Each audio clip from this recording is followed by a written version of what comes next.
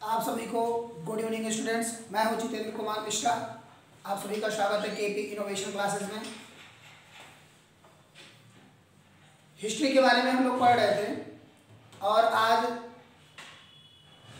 इस वीडियो के माध्यम से भी हिस्ट्री के बारे में ही पढ़ेंगे। जैसे कि अशोक के बारे में हम लोगों ने पढ़ लिया था और अशोक के शिलालेख के बारे में, अभिलेख और गुहालेख, इसके बारे में हम लोगों को चर्चा करनी थी, जो आज हम इस टाइम पढ़ेंगे। ठीक है। जिन लोगों ने अभी तक मेरा चैनल सब्सक्राइब नहीं किया है वो लोग सब्सक्राइब कर दें और बेल आइकन को दबाना ना भूलें, जिससे मेरी वीडियो आप सभी के चैनल पर पहुंच जाया करे और आप लोग वॉच करिए। यह वीडियो आपकी किसी भी वनडे एग्जाम्स के लिए पर्याप्त है। इससे ज़्यादा आपको पढ़ने की आवश्यकता नहीं पड़ेगी किसी भी तरह से। तो आज हम शिलालेख, गुहालेख और स्तंभलेख के बारे में बात करेंगे। जैसे कि सम्राट अशोक के बारे में हम लोग पढ़ रहे थे। सम्राट अशोक के बारे में हम लोगों ने पढ़ लिया था कि इन्होंने 99 भाइयों की हत्या की, उसके बाद शासन पर बैठे। लेकिन इसका प्रमाण ना होने के कारण इसको माना नहीं गया। ठीक है। अब हम जैसे जो शिलालेख हैं उनके वो दो तरह के हैं, एक लघु शिलालेख है और एक बृहद शिलालेख है। उसी तरह इनके जो स्तंभ लेख हैं वो भी दो हैं, लघु स्तंभ है और दीर्घ स्तंभ है। ठीक है। दीर्घ स्तंभ है और गुहालेख इनके एक ही है। ठीक। तो पहले जो छोटा है उसके पहले हम लोग छोटे को पढ़ लेते हैं, उसके बाद फिर बड़े की तरफ हम लोग चलेंगे। ठीक है। जैसे अशोक जो है वह बौद्ध धर्म का अनुयायी तब बना जब कलिंग पर उसने अपने अभिषेक के, यानी कि अगर कहें तो शासन सत्ता पाने के बाद 261 ईसा पूर्व में उसने कलिंग पर आक्रमण किया और वहां के राजा खारवेल को उसने हराया। लेकिन क्या हुआ कि ऐसा नहीं था कि अशोक किसी भी धर्मों से अपना मुंह मोड़ता था या किसी धर्म को मानता नहीं था। वह सभी धर्मों को मानता था। इलाहाबाद में स्थित बराबर नामक पहाड़ी पर उसने 3 गुफा बनवाया और उनकी दीवारों पर अशोक ने लेख लिखवाया और उससे बताया कि मैं सम्राट अशोक सभी धर्मों को मानता हूं और सभी धर्मों को अपने साम्राज्य में आश्रय देता हूं।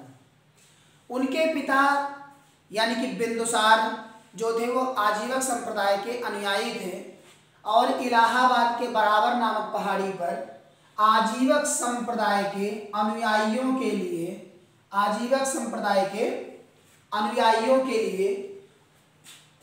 सम्राट अशोक ने गुहादान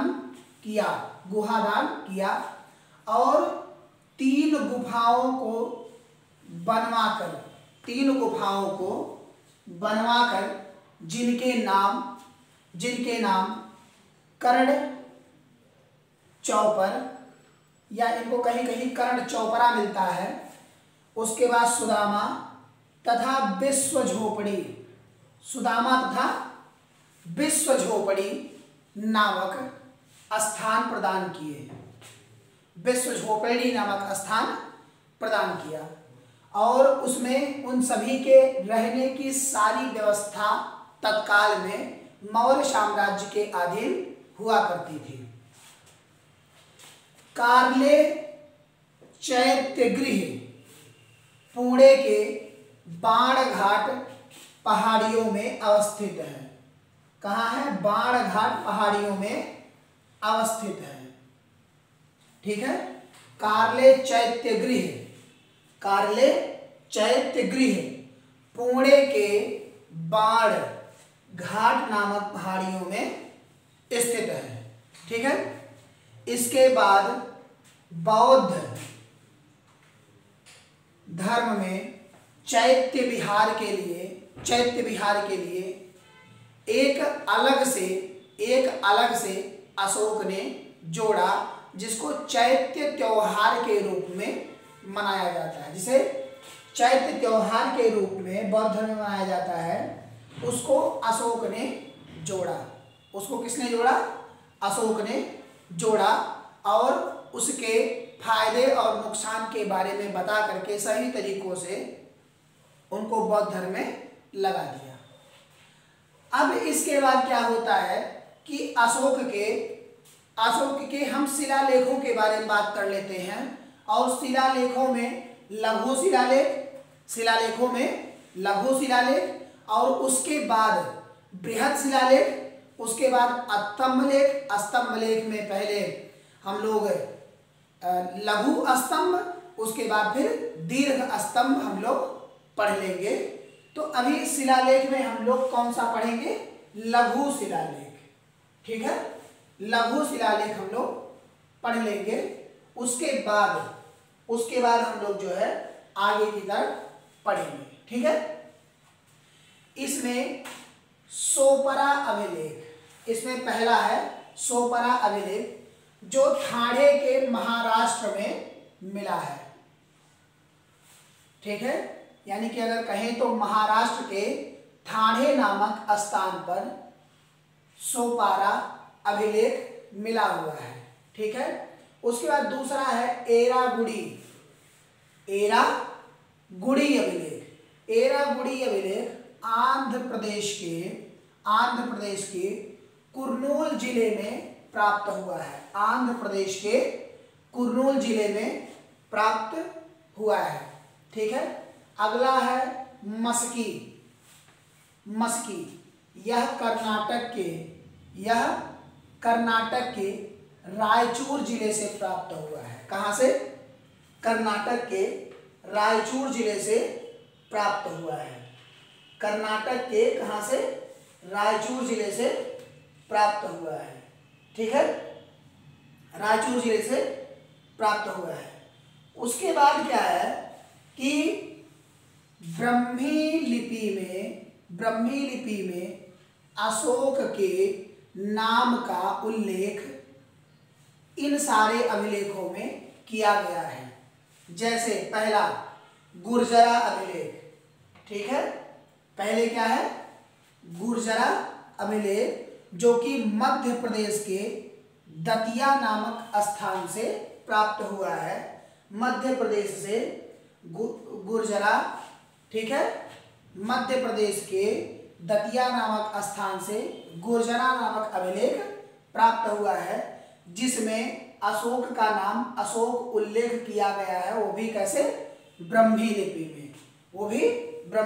में। उसके बाद ब्रह्मगिरी, यह कर्नाटक के मैसूर नामक स्थान से प्राप्त हुआ है।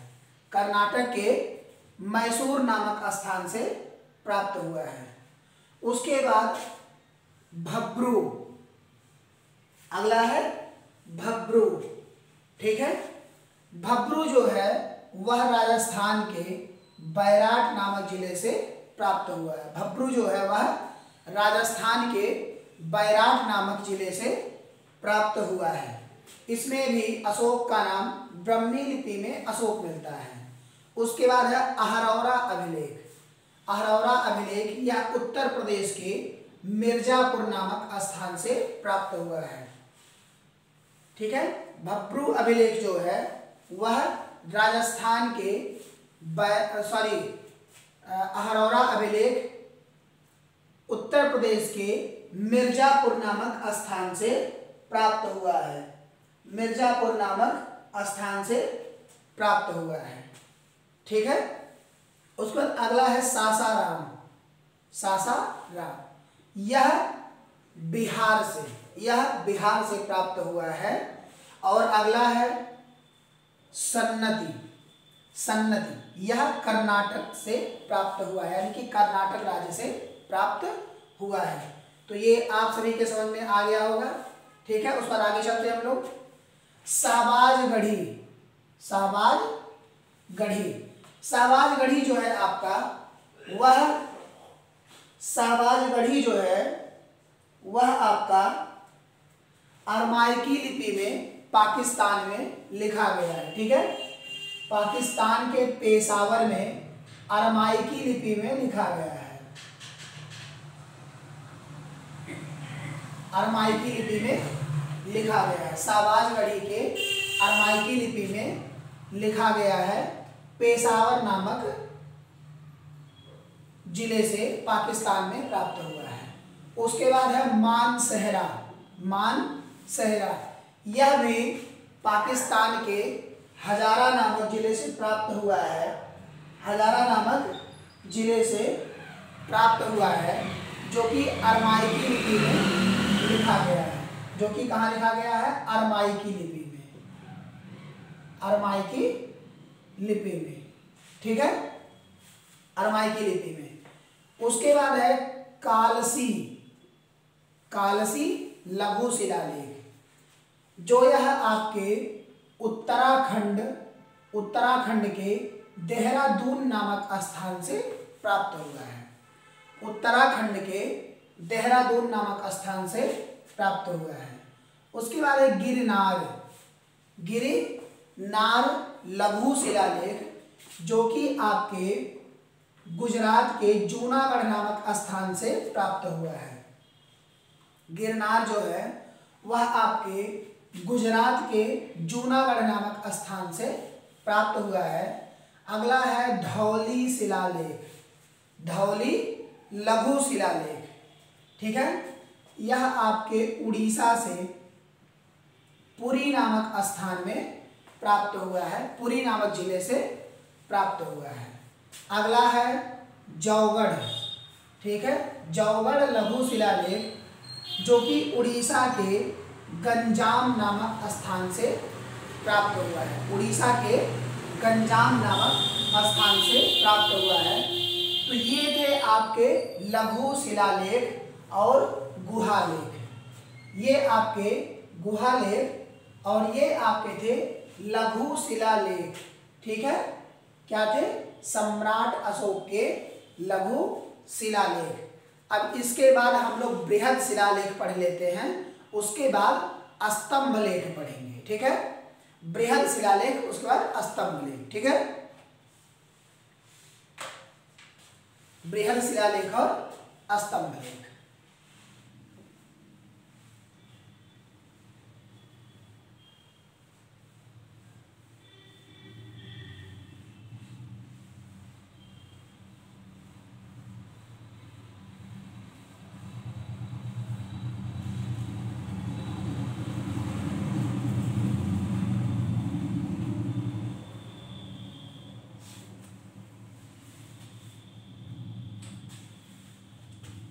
बृहद शिलालेख,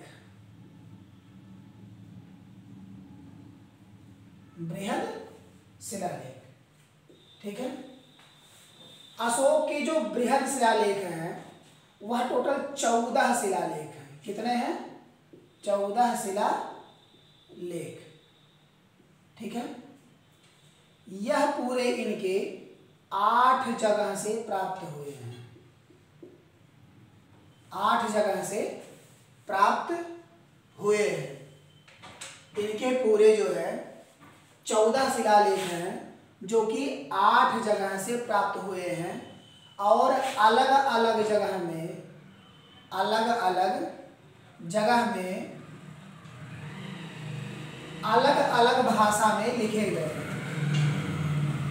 भाषा इनकी जो है वह क्या है, अलग अलग है। कहीं पर इनको खरोष्ठी लिपि, खरोष्ठी लिपि, अरमाइकी लिपि, उसके बाद पाली भाषा और प्राकृतिक भाषा।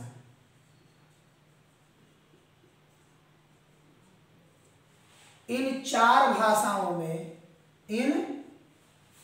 भाषाओं में सम्राट अशोक के जो शिलालेख प्राप्त हुए हैं, बृहद शिलालेख, वह 8 जगह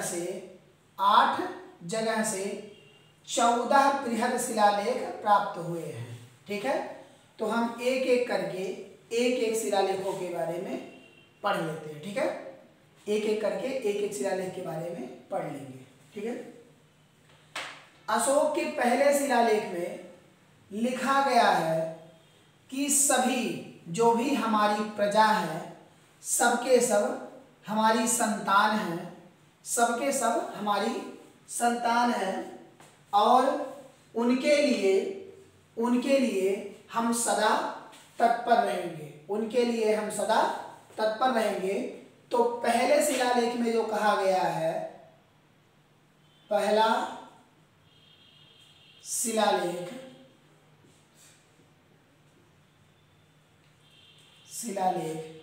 इसमें कहा गया है कि सभी प्रजा हमारी क्या है, संतान है, सभी प्रजा हमारी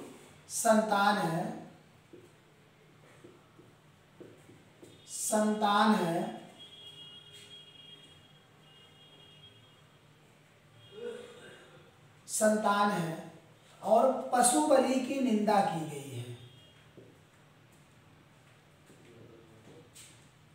पशु बलि की निंदा की गई है कि किसी भी प्रकार के पशुओं को मारना हमारे राज्य में निषेध है। ठीक है, दूसरा शिलालेख,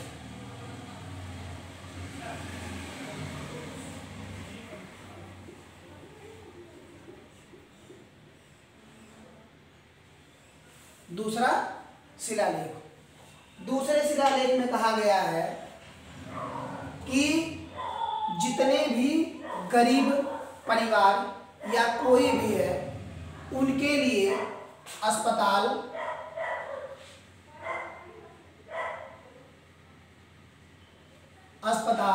तथा मंदिर का निर्माण किया गया है। अस्पताल तथा मंदिर का निर्माण किया गया है। अस्पताल तथा मंदिर का निर्माण किया गया है। तीसरा शिलालेख,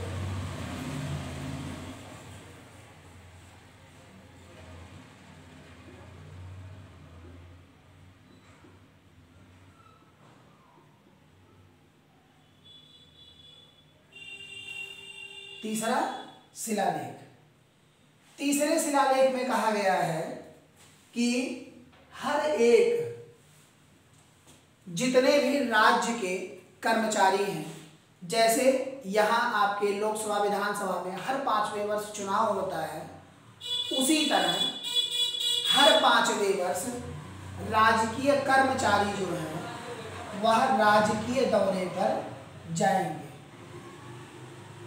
हर 5वें वर्ष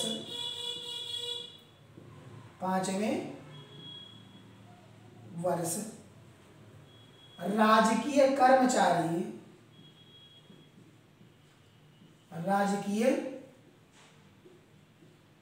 कर्मचारी राज्य के दौरे पर जाएंगे। राज्य के दौरे पर जाएंगे और आने के बाद हमको वहाँ की सूचना प्रदान करेंगे। आने के बाद हमको वहाँ की सूचना प्रदान करेंगे। ठीक है, जब यहाँ अस्पताल और मंदिर का निर्माण करवाया गया तो तत्कालिक जो वहाँ के शासक थे,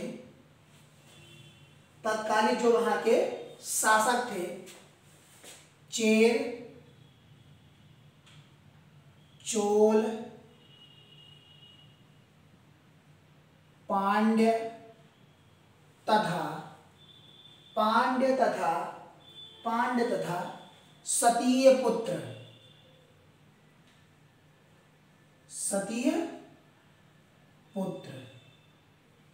पांड्य तथा सतीय पुत्र, इन सारे के सारे लोगों का यानी कि राजवंशों का वर्णन इनके दूसरे शिलालेख में मिलता है, इनके दूसरे शिलालेख में मिलता है। ठीक है, उसके बाद है इनका चौथा शिलालेख।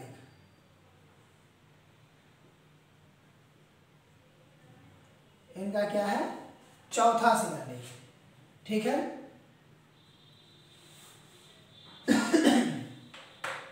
चौथे शिलालेख में लिखा गया है कि जैसे बौद्ध धर्म में 4 नहीं सिर्फ 3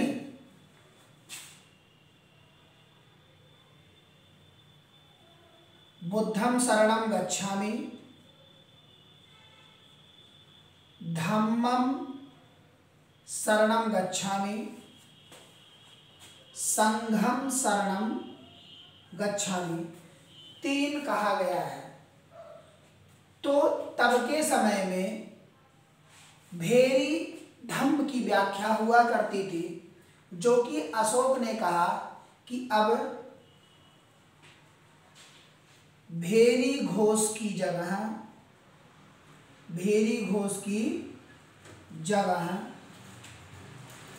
धम्म घोष की व्याख्या होगी, धम्म घोष की व्याख्या होगी।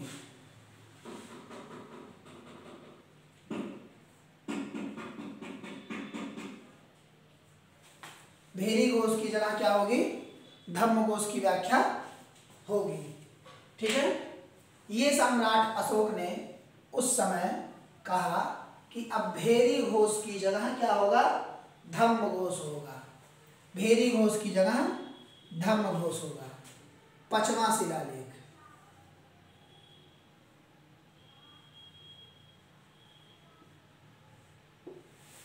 पांचवा। ठीक है, 5वां जो है आपका, 5वें में यह धम्म घोष कौन करेगा जा करके, धम्म घोष कौन करेगा जा करके, धम्म घोष कौन करेगा जा करके उन धर्म महामात्रों की नियुक्ति की गई है। धम्म महामात्रों की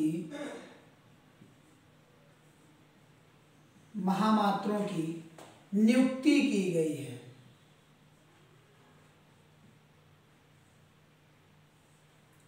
नियुक्ति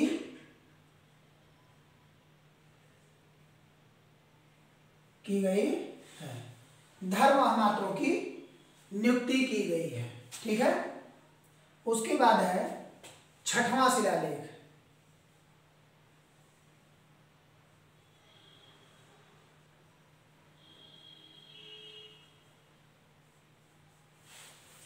6वां शिलालेख। 6वें शिलालेख में कहा गया है, 6वें शिलालेख में कहा गया है कि मैं सम्राट अशोक जन कल्याण के लिए हूं, जन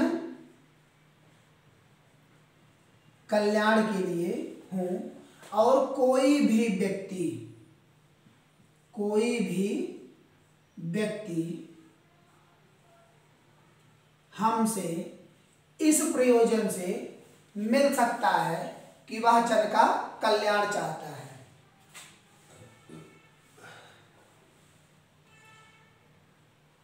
कोई भी व्यक्ति हमसे मिल सकता है जो कि वह जन का कल्याण चाहता है, कि मैं इस जन के कल्याण के लिए सम्राट अशोक से मिल सकता हूं, जिससे मैं अपनी सारी परेशानियों के बारे में उनसे कह सकूं। उसके बाद है 7वां शिलालेख।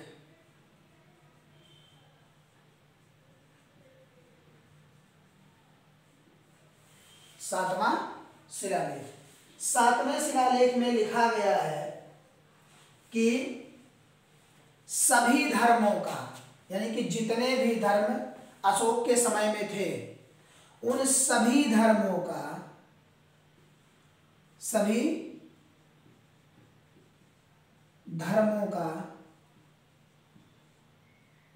समन्वय बना करके चला जाए, बना करके चला जाए, बना करके चला जाए, जिससे किसी भी धर्म को, जिससे किसी भी धर्म को कोई भी दिक्कत ना हो, और यह सभी शिलालेखों में सबसे बड़ा है, सभी शिलालेखों में 7वां शिलालेख सबसे बड़ा है। 7वां शिलालेख क्या है? सबसे बड़ा है। ठीक है, तो यहां तक आप सबके समझ में आ गया होगा। अब जैसे अगर अशोक ने समन्वय की बात की है कि सभी धर्मों का समन्वय बना करके रखा जाए, तो यह बात बिल्कुल उचित है। क्यों? क्योंकि अगर अशोक समन्वय नहीं बना करके रखता तो बराबर नामक पहाड़ी पर कर्ण चौपरा, सुदामा तथा विश्व झोपड़ी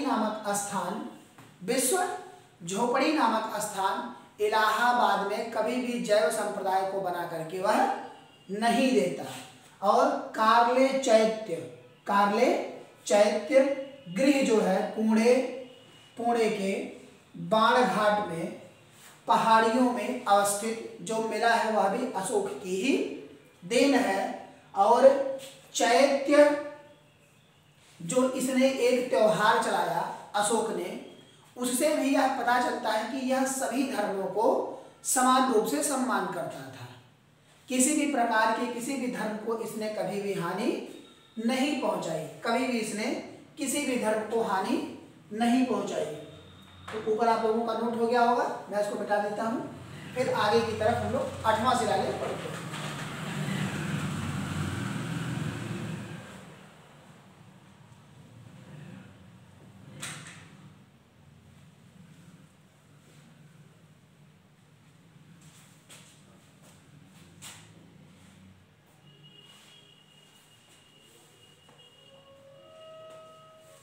आठवां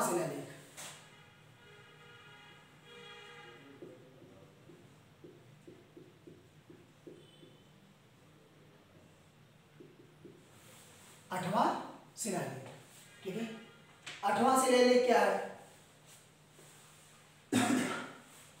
8वें शिलालेख में सम्राट अशोक के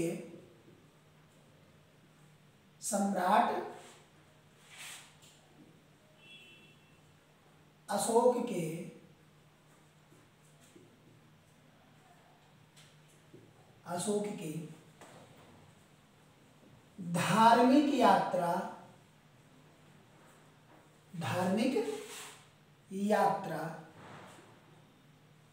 के बारे में वर्णन किया गया है। अशोक के धार्मिक यात्रा के बारे में वर्णन किया गया है, जिसमें 10वें वर्ष गया तथा 20वें वर्ष लुम्बिनी की यात्रा इसने किया। 10वें वर्ष गया तथा 20वें वर्ष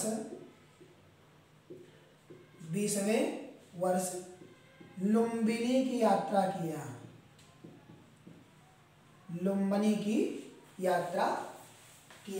यह 8वें शिलालेख में लिखा गया है। यह जो है 8वें शिलालेख में लिखा गया है। अब इसके बाद है 9वां शिलालेख।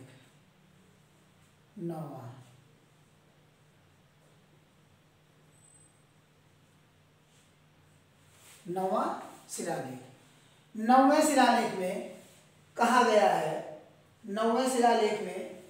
गया है कि जितने भी छोटे त्योहार हैं जिनसे सिर्फ पैसों की हानि होती है, जितने भी छोटे त्योहार हैं और जिनसे पैसों की हानि होती है, उन सभी प्रकार के छोटे त्योहारों को बैन कर दिया गया है।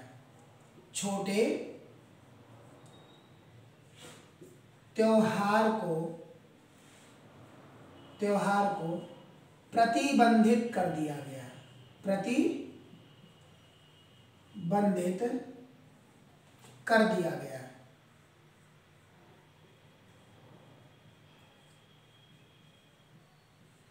प्रतिबंधित कर दिया गया क्यों? क्योंकि छोटे त्योहारों में जितना आय नहीं होता था उसका कई गुना ज्यादा उसका व्यय हो जाता था। ठीक है, व्यय हो जाता था। उसके बाद 10वां शिलालेख,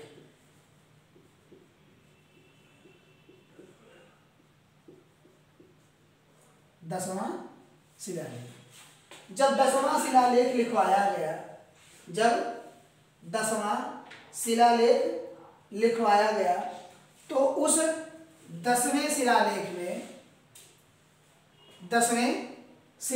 में जितने भी धर्म को प्रचार करने वाले लोग थे, उनकी नियुक्ति की गई। उनको कहा गया कि आप लोग विशेषतः क्या करेंगे? धर्म का प्रचार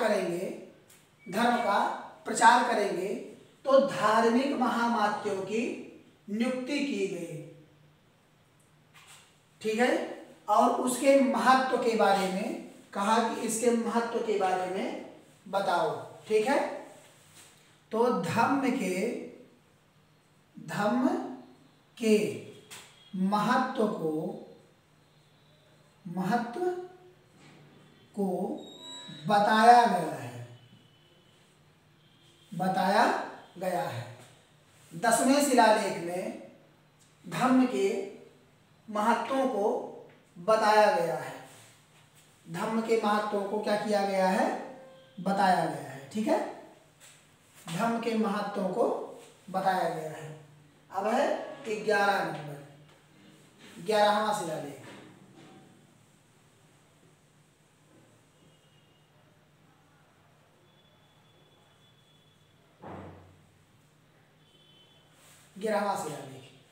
इसमें जो है आपके 11वें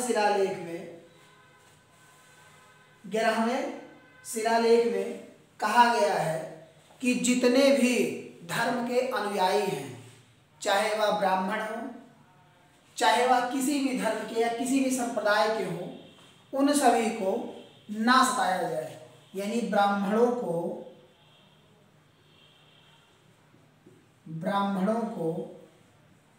ना सताया जाए।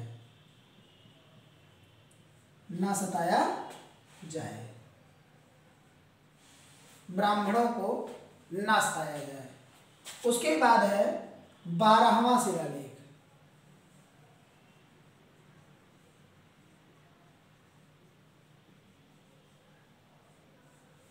12वां शिलालेख। 12वें शिलालेख में जैसे पुरुष वर्ग के जो उस समय के अगर कहा जाए कि धर्म प्रचारक हुआ करते थे, तो पुरुष वर्ग के जो धर्म प्रचारक थे वो पुरुष वर्ग में अपने धर्म की प्रचार को करते थे। लेकिन महिलाओं में धर्म प्रचार की व्याख्या किस तरीके से की जाए, इन सब पर बहुत विचार किया गया। तो अशोक ने स्त्री महामात्रों की नियुक्ति की। स्त्री महामात्रों की नियुक्ति।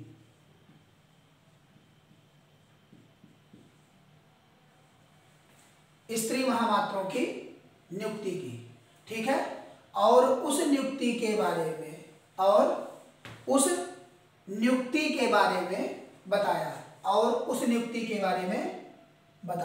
ठीक है, स्त्री महामात्रों की नियुक्ति की और उस नियुक्ति के बारे में बताया। ठीक है, स्त्री महामात्रों की नियुक्ति के बारे में बताया। उसके बाद है 13वां शिलालेख। 13वां शिलालेख। ठीक है, 13वें शिलालेख में जब 261 ईसा पूर्व अपने राज्याभिषेक के 8वें वर्ष जब अशोक राजा बना था, तो राजा बनने के ठीक 8वें वर्ष इसने कलिंग पर आक्रमण किया था तो वहां खून की नदियां बह गई थी, पूरी तरीके से खून की नदियां बह गई थी। उससे अशोक को बहुत कष्ट हुआ और उसने कहा कि इस तरह से व्यक्तियों को मारना यह कहीं का औचित्य नहीं है, जिनके कारण अशोक के हृदय में गलानी हुई। और 13वें शिलालेख में यही कहा गया है कि जब उसके मन में गलानी हुई तो उसका भतीजा जो था, जिसका नाम था निग्रोध, उनसे प्रभावित होकर अशोक ने बौद्ध धर्म को संरक्षण दिया। नहीं तो उसके पहले अशोक जो है वह आजीवक संप्रदाय का, यानी कि अपने पिता के संप्रदायों का मान रखता था और उसी पर वह आश्रित था। लेकिन अपने भतीजे निग्रोध के कारण वह क्या हुआ, प्रभावित हुआ और उसने बौद्ध धर्म को अपना लिया, जिससे उसने कसम खाई कि आज के बाद हम अब हथियार नहीं उठाएंगे, हम अब हथियार नहीं उठाएंगे। ठीक है। और इन्हीं धर्म के प्रचारों के लिए, धर्म के प्रचारों के लिए अपने पुत्र तथा अपने पुत्री को, अपने पुत्र तथा पुत्री को, उसके पुत्र का नाम महेंद्र था, महेंद्र, तथा पुत्री का नाम था संघमित्रा, संघमित्रा, जो कि श्रीलंका में उस समय सिंहली शासकों का साम्राज्य था। किसका? सिंहली शासकों का साम्राज्य था। लेकिन फिर भी दूसरों का शासन होने के बावजूद श्रीलंका में उस समय सिंहली शासक थे।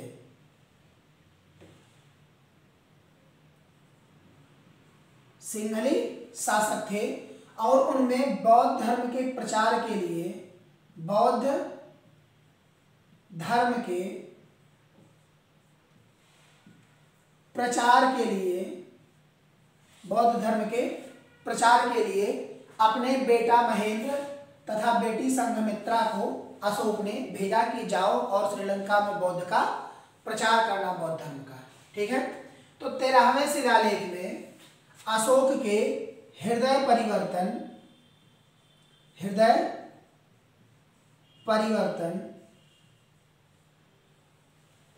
की बात कही गई है।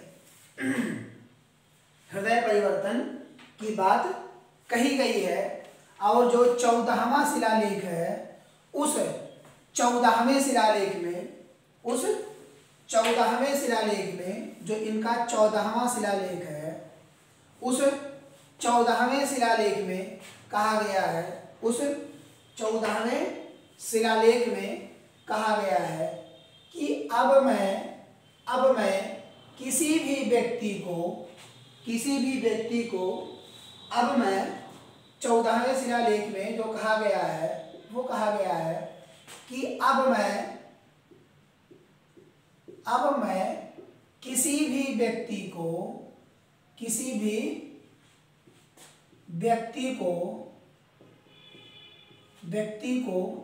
नहीं मारूंगा।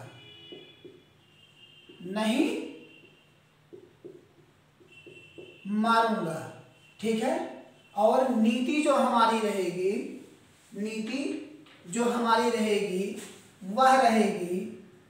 वह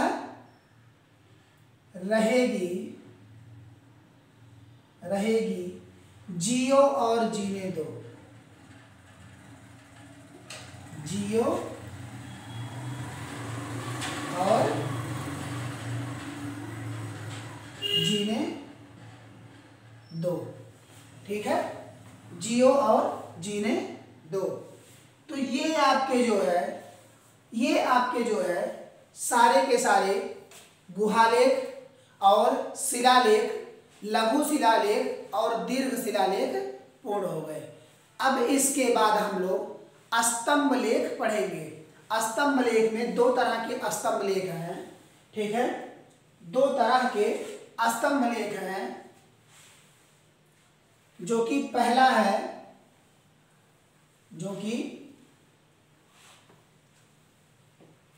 दो तरह के स्तंभ लेख हैं,